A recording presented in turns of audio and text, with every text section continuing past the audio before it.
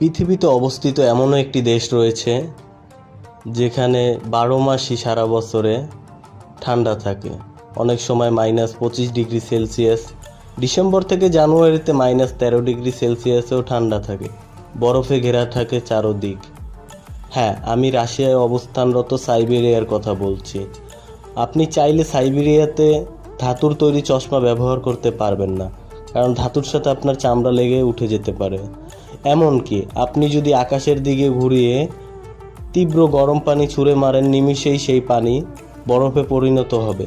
হ্যাঁ, আমরা এই সাইবেরিয়া সম্পর্কেই আজকে জানতে চলেছি এবং আপনাদেরকে জানাতে চলেছি। তো যারা যারা আমাদের চ্যানেলটিকে এখনই সাবস্ক্রাইব করেননি তারা অবশ্যই একটা সাবস্ক্রাইব করে বেল আইকনটি প্রেস করে দিবেন। আর যারা যারা সাবস্ক্রাইব করেছেন তাদেরকে জানাই অসংখ্য ধন্যবাদ। তো চলুন ভিডিওটি শুরু করা যাক।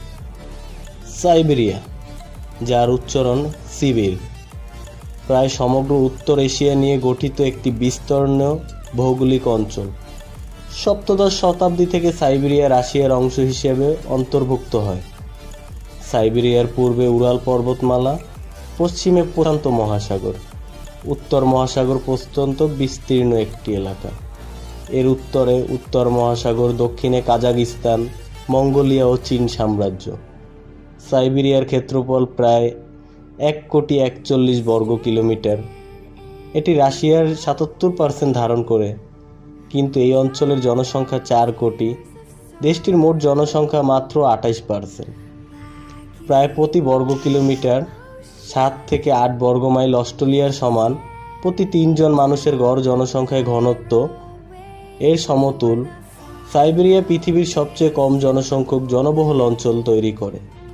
সাইবেরিয়া পৃথিবীর সবচেয়ে কম জনবহুল দেশ হিসেবে কিন্তু জনসংখ্যার এটি বিশ্বের 35তম বৃহত্তম, এশিয়ার 14তম বৃহত্তম দেশ।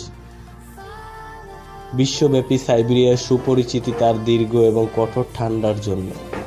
জানুয়ারিতে গড়ে ঠান্ডা 25% ডিগ্রি সেলসিয়াসে থাকে, অনেক সময় -13 ফারেনহাইটেও নেমে আসে। রাশিয়ার একটি সোভিয়েত প্রশাসন দ্বারা ব্যবহৃত বিস্তীর্ণ ইতিহাস, কারাগার, শ্রম শিবির, নির্বাসিত জন্য স্থান হিসেবেও অনেক সময় পরিচিতি লাভ করে থাকে এই সাইবেরিয়া।